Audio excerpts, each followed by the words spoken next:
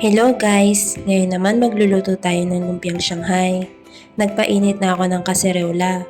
Tapos nilagyan ko na ng mantika. Sinunod ko na yung sibuyas. Hahaluin lang natin to hanggang mag-translucent yung kulay. Mas maraming sibuyas, mas masarap.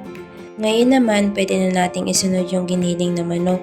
1 kilo nga pala yung ginamit ko dyan. Haluin lang natin hanggang sa maluto. Usually guys, gumagamit ako ng daon ng sibuyas pero hindi siya available ngayon.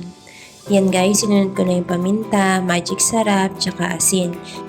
Yan lang yung mga pampalasa na ginamit ko guys. Tapos nakikita nyo ba yung tubig sa gilid? Kailangan madrain yan. Dapat igang-iga talaga. Para hindi masira agad, lutuin natin siyang mabuti. Kaya iniwan ko muna siya ng ilang minuto tapos hinalo ko lang ulit para hindi masunog. Para sa akin, okay na to guys, kaya pinatay ko na yung stove, tapos sinunod ko na yung carrots. Hinalo ko lang, mas okay kasi na hindi ma-overcook yung carrots.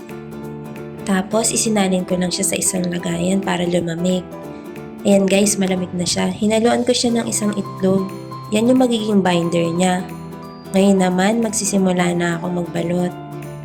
Marami rin ako nagawa niyan guys, pero hindi ko na binilang. Depende rin sa inyo kung ganong kadami yung ilalagay nyong laman sa loob. Alam nyo ba guys na paborito ko tong lumpiang Shanghai. Ito yung palagi kong hinahanap kapag may piyesta. Tapos isasawsaw mo sa ketchup. Napakasarap! Noon kasi hindi sila basta-basta gumagawa ng lumpiang Shanghai, lalo na kung walang handaan.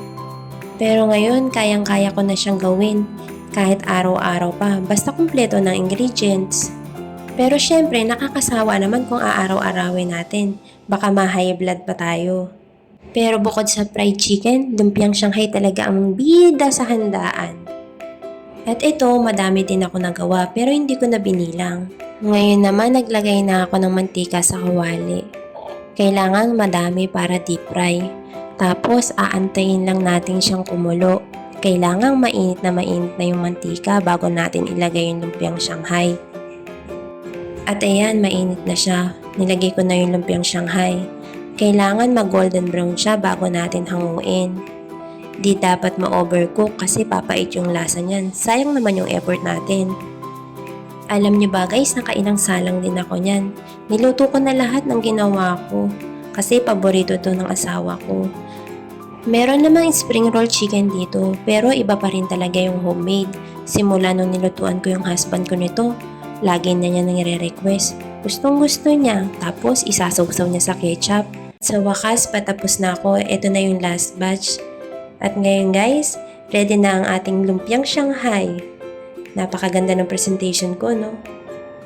Wow! Ang lutong. Thank you for watching!